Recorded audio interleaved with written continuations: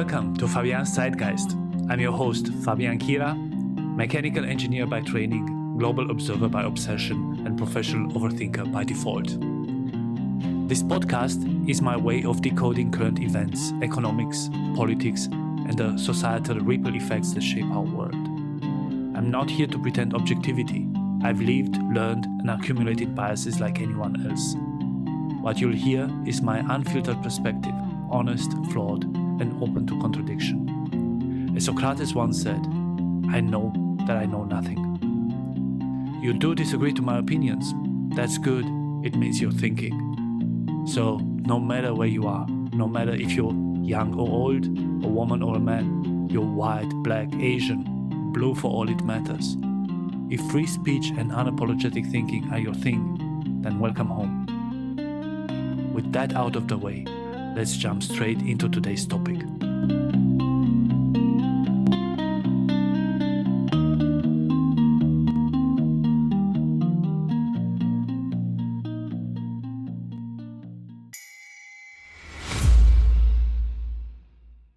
Right, so this is the very first episode of my podcast, the first cut.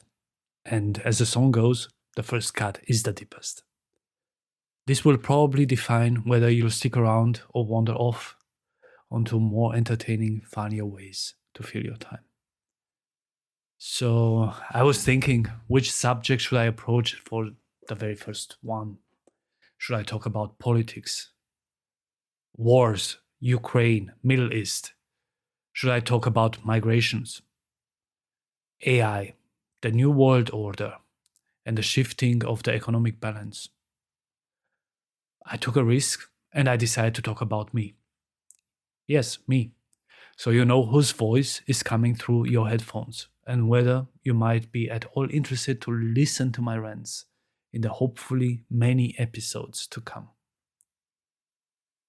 That accent you're hearing? It's Romanian. A dash of Dracula mystic if you want. Hopefully, it's not so thick that you'll want to save your ears and sanity by skipping the podcast entirely, but just enough to keep things interesting. I was born in 1979 in communist Romania, nicely tucked behind the Iron Curtain. Back then, the shelves in stores were mostly empty. But what I learned very early is that the walls had ears. I was born in Transylvania, the vampire's favorite hangout. So if my accent sounds like it's trying to charm you a little and bite you at the same time, now you know why. Childhood meant ration cards, homework done at the candlelight, learning early that curiosity could be dangerous. But it also meant stories. Yes, including vampire ones. It meant tight-knit family bonds and a surprising amount of laughing. Because, believe it or not, even in wars, even in the hardest of times, people find reasons to laugh. Maybe even more so in dark times. There were jokes about everything back then. There were jokes about the ruling power couple, the Ceausescus. We were joking about Russians, Americans, Jews and Gypsies, blondes, brunettes, animals, policemen, you name it. There was a joke about everything. Humor was our survival tool, our quiet rebellion, and a way of staying human. My father was an army NCO, disciplined, principled, and plagued by poor health, despite never smoking and having drunk fewer beers in his life than most people consume at a single Oktoberfest in München. My mother, well, she was an HR specialist by title, but in reality, she was working miracles. In this grey world that offered so little, she somehow managed to work a full job. Keep us all well fed, our clothes decent and clean. And she was never too busy to look after me and my older sister Fabiola. One thing my mother never seemed to have was money. Or at least this was her standard answer whenever we asked for a few lei to buy cakes from the pastry shop located at the ground level of our housing block. Even on payday, her response was the same. The fear of not being able to provide was deeply, deeply wired into her. It's what kept her constantly alert, always calculating. And yet, somehow, we always managed to wear her down and get her to pay up. As a child, I was fascinated by history and current events.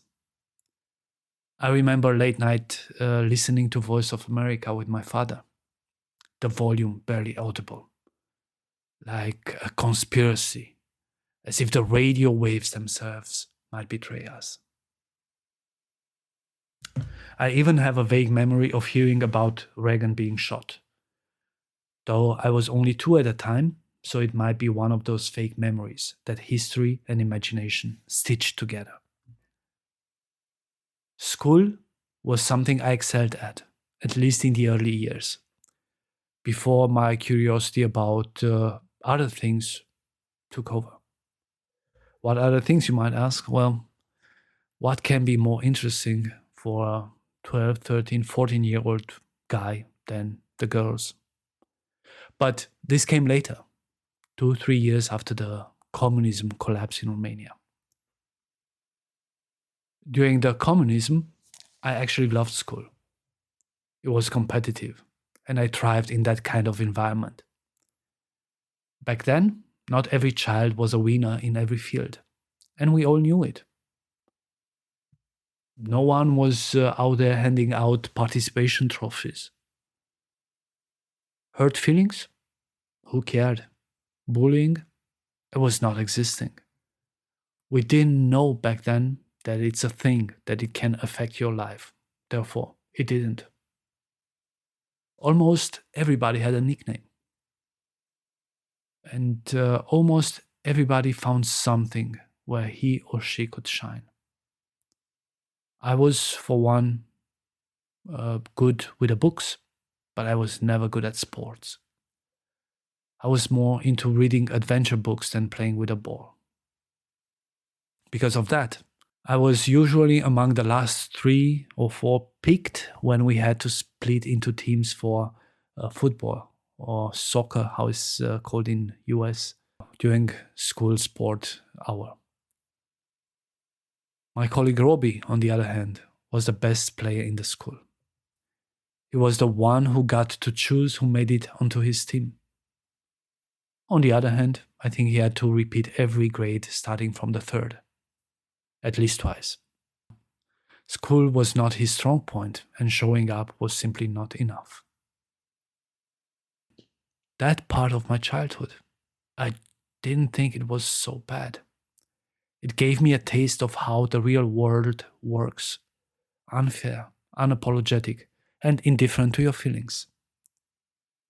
You had to make the best of what you had, using the tools and talents you were given. And your parents weren't always going to be around there to fix your problems or remind you how special and unique you are. Because, let's face it, you weren't. None of us were. None of us are. The reality is that I enjoyed the praises I got from my teacher, and I was a proud little pioneer, red scarf and all. Now, allow me a brief detour from my life story, so I can explain what exactly a pioneer was. In our system, you didn't just go to school. You graduated kindergarten as a Schäum al Patriae or Eagle of the Fatherland. That was your first badge of honor, your first taste of belonging to something bigger.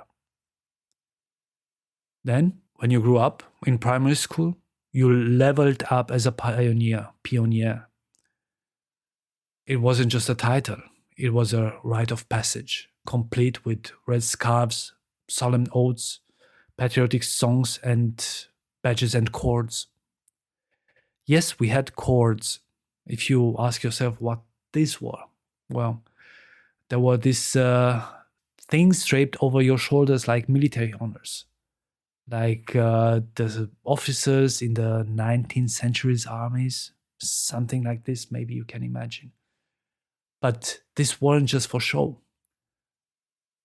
So regarding the colors, first came the red cord, your first badge as a leader. If you had one, you were in charge of your role in class during anthem rehearsals. After the red one came the yellow cord, my cord. With yellow, I was responsible for my classroom. I was the classroom leader. The official name was detachment commander. That was a big deal. You got to stay in front of the entire class during the anthem singing, like a tiny commander reviewing the troops. But the ground jewel, as far as cords go, this was the blue cord. That was for the unit commander, the top pioneer in the school. The one who got to carry the flag and maybe even speak at assemblies. There was only one catch.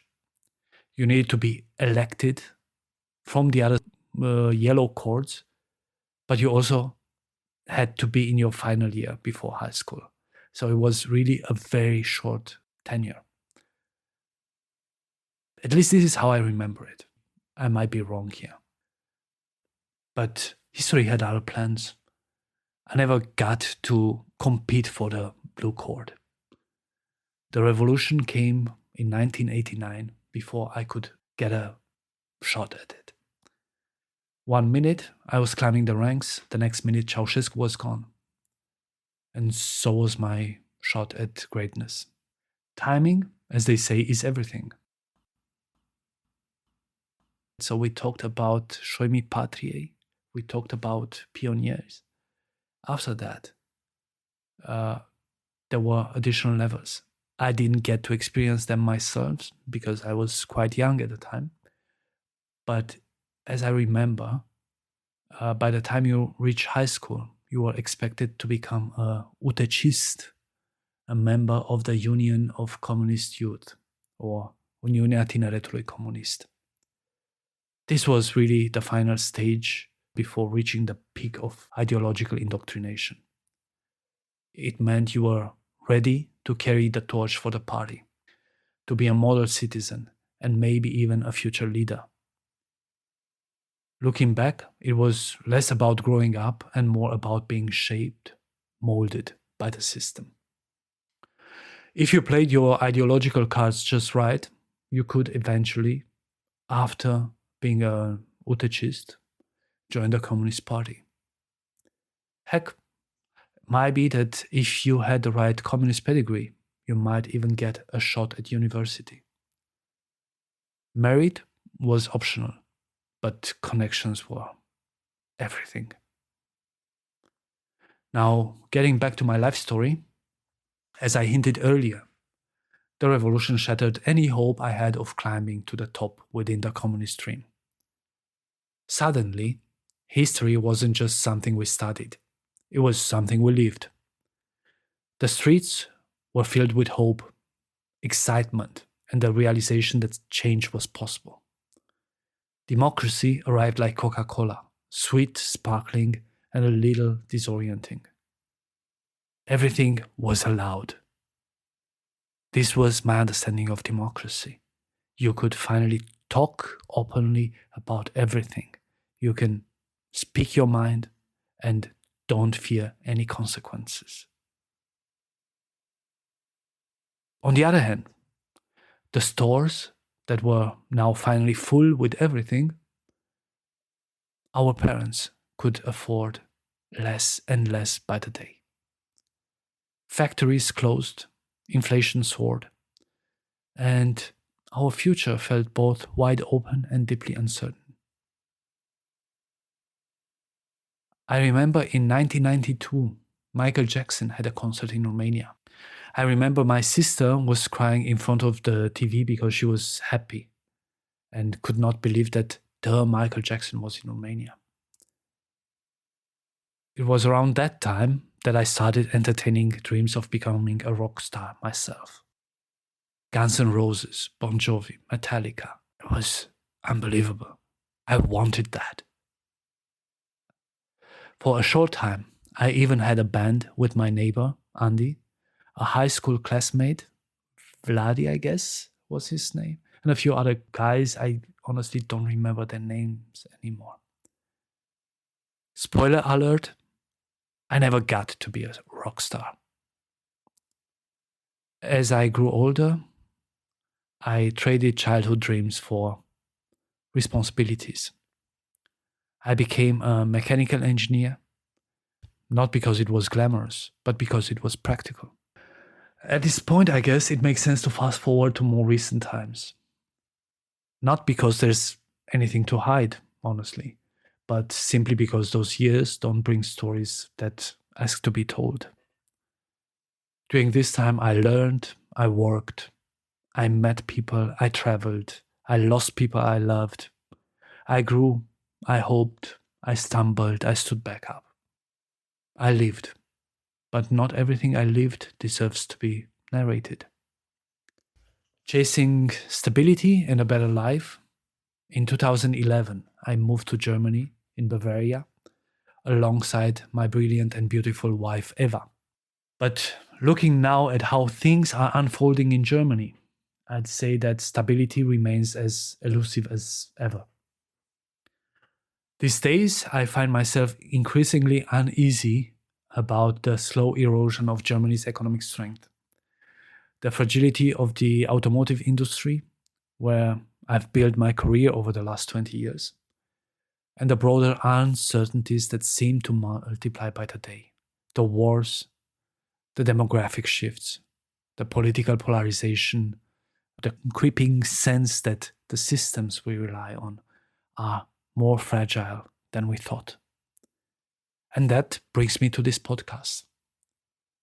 This isn't a news show. I'm not here to chase headlines and compete with BBC. I'm not able to. I don't have the resources to. I started this as a hobby. This is a space for reflection, for exploring the kinds of issues that take more than 5 minutes to understand and won't vanish with the next 15 minutes news cycle. It's about seeing the world through the eyes of someone shaped by revolution, grounded in engineering logic, and still trying to make sense of a world that often defies both. I will talk about history, not just the kind you find in textbooks, but the kind you live through. I'll talk about current events, not just what's happening now, but why it matters and how it connects to the bigger picture. And I'll do this all from my personal perspective, shaped by my experience, curiosity, and a deep belief that understanding the past and present is the only way to shape a better future.